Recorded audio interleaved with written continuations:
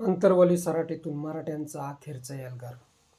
मराठा आरक्षणाचे घोंगडे भिजत ठेवून सरकार मनोज जरांगे पाटलांवर पाळलेले कुत्रे सोडत आहेत. आता मनोज जरांगे सरकारच्या बटव्यात मावणार नाहीत. प्रथम नवी मुंबई येथे मिंद्यांनी पाटलांना गुळाच्या ढेपेवर बसविले. त्यानंतर मनोज जरांगे पाटील महामुंबईत धडकले. मनोज जरांगे पाटील यांचे मावळे जेव्हा रस्त्याने चालतात तेव्हा स्वतःला तानाशा म्हणणारे बिळात जाऊन लपून बसतात. मग बोलण्यासाठी कोणीतरी सोम्या गोम्या पाठवायचा, मात्र त्याला अधिकार काहीच नसतो. आंदोलन संपविले जाते.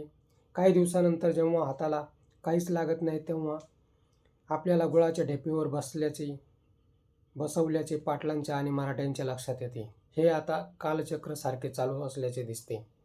कुठेतरी या गोष्टी थांबायला हव्यात व मराठी तरुण तरुणींची होणारी सस्य होलपट कायमची संपवायला हवी. म्हणून मनोज जरांगे पाटील 29 ऑगस्ट रोजी अंतरावली सराटीतून अखेरचा हातोडा मारणार आहेत. राजकारण्यांनी लाच सोडली, मराठ्यांना लाच सोडता येणार नाही. आता ही शेवटची लढाई चालू होणार आहे. मित्र, हा व्हिडिओ कसा वाटला ते कमेंट बॉक्समध्ये सांगा आणि ॲक्शन मराठी चॅनलला सबस्क्राईब करा.